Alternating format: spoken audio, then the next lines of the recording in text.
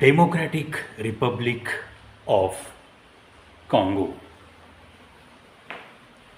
सध्या गाजतोय. कशासाठी? Non curable disease Ebola. Ebola या रोगराईचा प्रादुर्भाव या डेमोक्रॅटिक रिपब्लिक ऑफ काँगो इथं खूप मोठ्या प्रमाणात सुरू आहे. 3,532 लोकांना या एबोलाने ग्रासलं आहे. आता अर्थात हा सरकारी आकडा आहे आणि वर्ल्ड हेल्थ ऑर्गनायझेशन स्वतःच डिक्लेअर करतं आहे की ही फक्त सरकारी फिगर आहे. याच्यापेक्षा चौपट पाचपट लोकांना लागण झाली असण्याची दाट शक्यता आहे.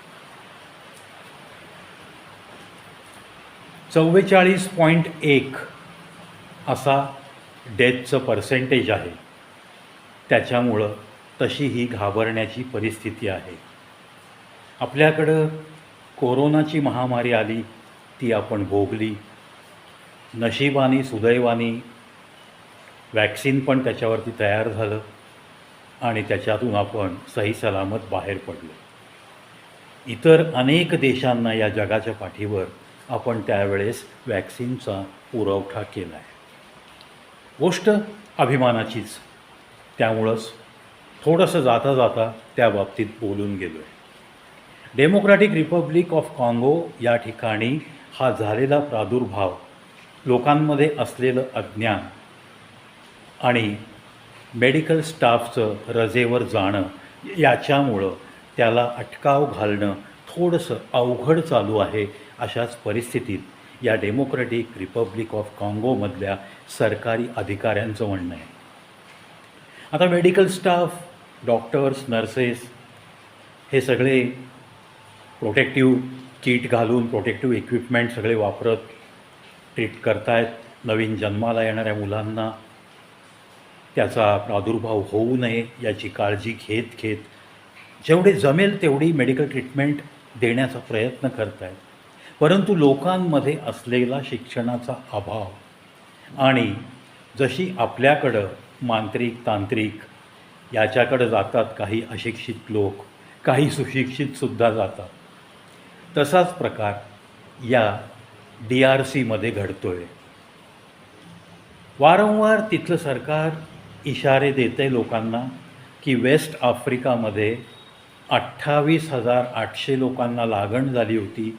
त्याच धर्तीवर आपल्या डेमोक्रॅटिक रिपब्लिक काँगोमध्ये तो हैदोस माजू नये याच्यासाठी कोणीही मांत्रिक, तांत्रिक किंवा उगीच कोणी इलाज करून देतो, आमच्याकडं पेशंट घेऊन या असं म्हणत असतील तर कृपा करून अशा भोंदू लोकांकडं जाऊन, इलाजासाठी जाऊन आपल्या घरच्या व्यक्तीचा जीव वाया घालवू नका.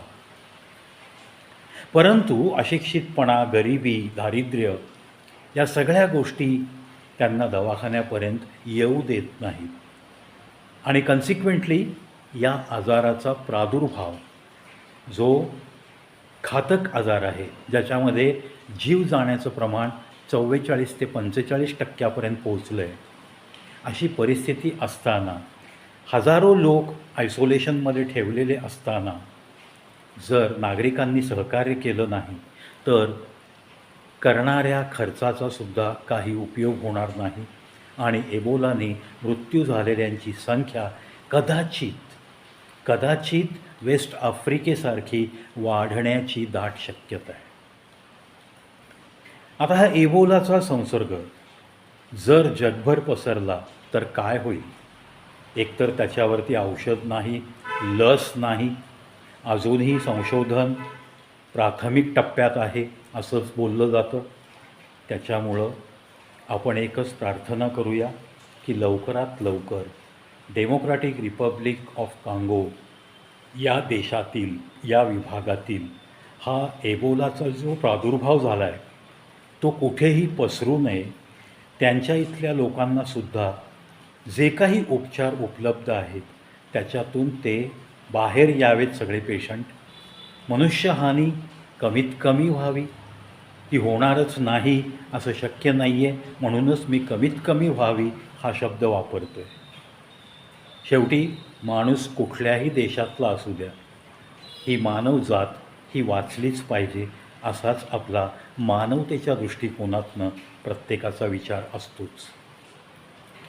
आपण फक्त या भारत देशामध्ये इतक्या दूरवर राहून फक्त त्या लोकांसाठी सदिच्छा व्यक्त करू शकतो, प्रार्थना करू शकतो, बाकी काही आपण करू शकत नाही.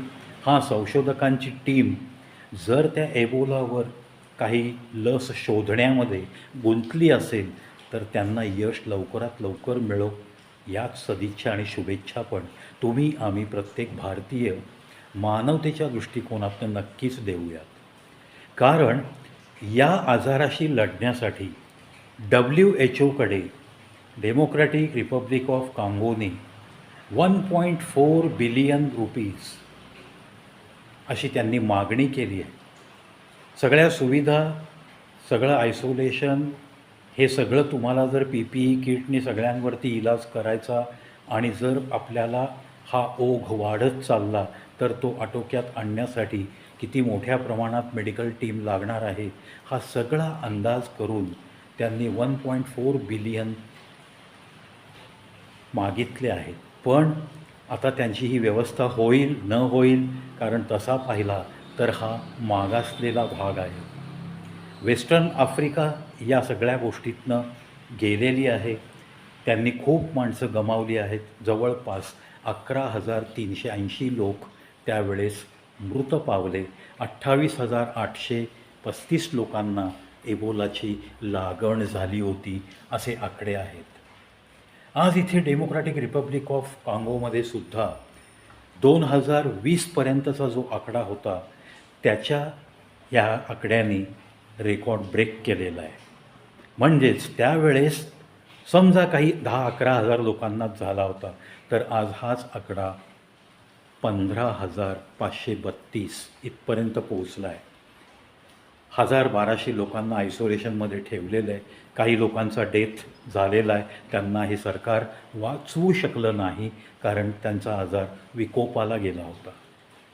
आत्ताही म्हणूनच ते सरकार आव्हान करतं आहे की कुठेही तुम्ही कोणीही काही इलाज करतो असं म्हणत असेल तर त्याच्याकडं इलाजाला नका जाऊ, सरकारी इस्पितळामध्ये या, जेणेकरून त्या आजाराचं विकोपाला रूपांतर जाऊन त्याचा मृत्यू होणार नाही याची काळजी सरकारी दवाखान्यातले सर्व डॉक्टर्स, नर्सेस उत्तमरित्या घेऊ शकतात.